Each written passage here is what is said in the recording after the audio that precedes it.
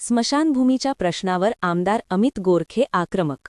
वंचितांच्या अंत्यसंस्कारासाठी जागा उपलब्ध करून देण्याचे सरकारचे आश्वासन. अनेक दशकांपासून राज्यातील गावखेड्यांत दलित आणि वंचित समाजाला आपल्या आप्तांच्या अंत्यसंस्कारासाठी जागा उपलब्ध नसणे किंवा असलेल्या जागेवर अतिक्रमण असणे या अत्यंत गंभीर आणि वेदनादायी समस्येचा सामना करावा लागत आहे. हाच कळीचा मुद्दा आमदार अमित गोरखे यांनी विधिमंडळात अत्यंत प्रभावीपणे मांडला.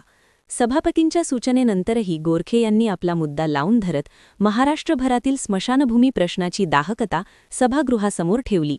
त्यांच्या या पाठपुराव्याला यश आले असून सरकारने यावर ठोस पावले उचलण्याचे आश्वासन दिले आहे. प्रश्न क्रमांक 3 7156 अमित गोरखे. प्रश्न क्रमांक 3 7156. छापल्याप्रमाणे. माननीय सभापती महोदय, या पुरोगामी महाराष्ट्रामध्ये डेव्हलप करू नका, प्रश्न विचारा थेट.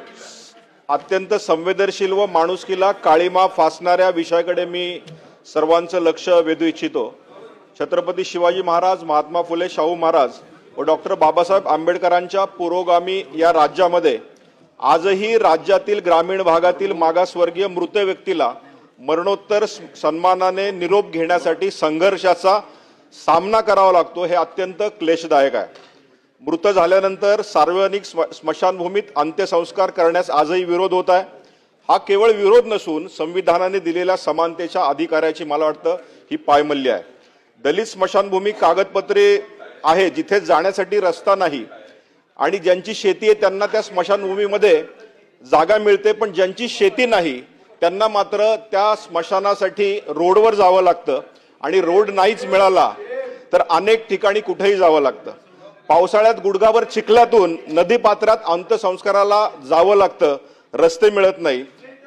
पुरोगामी महाराष्ट्रात अजूनही जात आपली पाठ सोडत नाही, हेच यातनं दिसतं. मला सभापती महोदय काही 4 घटना आपल्याला सांगायचं. घटना सांगू नका, प्रश्न विचारा.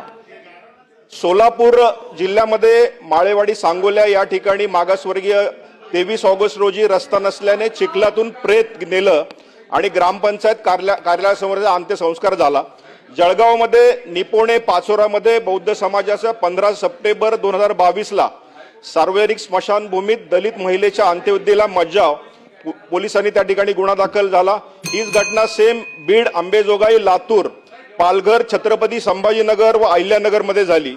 मला या विषयात स्पेसिफिक माननीय मंत्री महोदयांना प्रश्न विचारायचा आहे की खेडोपाड्यांमध्ये अंत्यसंस्काराला असा विरोध झाला तर तेथील पोलीस पाटील, तंटामुक्त अध्यक्ष व संबंधित ग्रामपंचायत ग्रामसेवक व तलाठी यांच्यावर कर्तव्यास कसूर म्हणून निलंबनाची कारवाई यापुढे आपण करणार आहात का?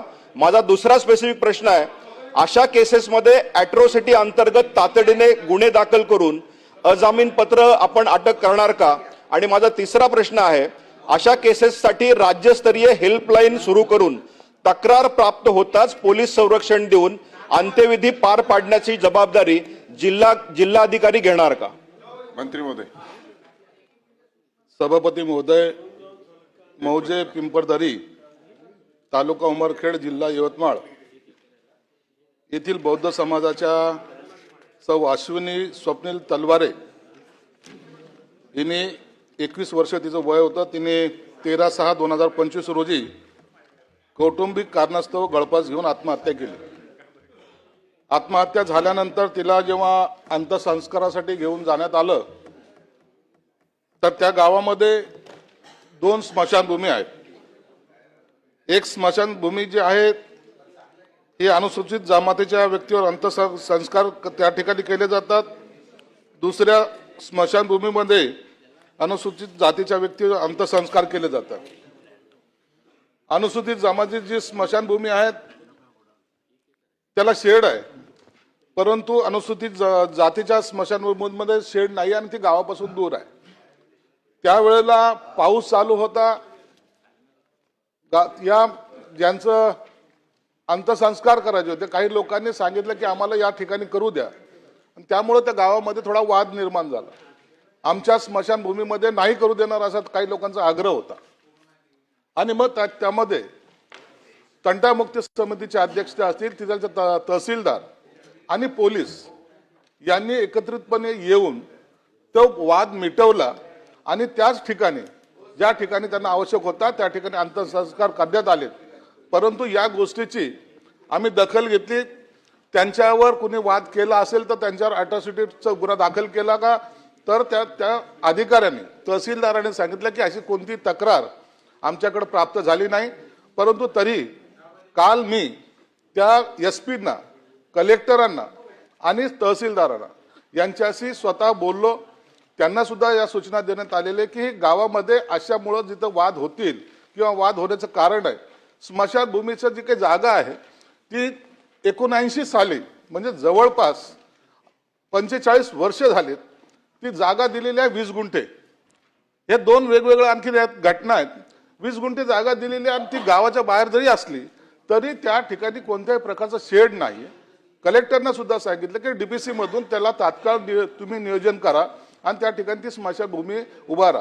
आता सध्याला त्यामुळं कोणताही तणाव गावामध्ये नाहीत म्हणून याची दखल शासनाने सुद्धा घेतली आहे.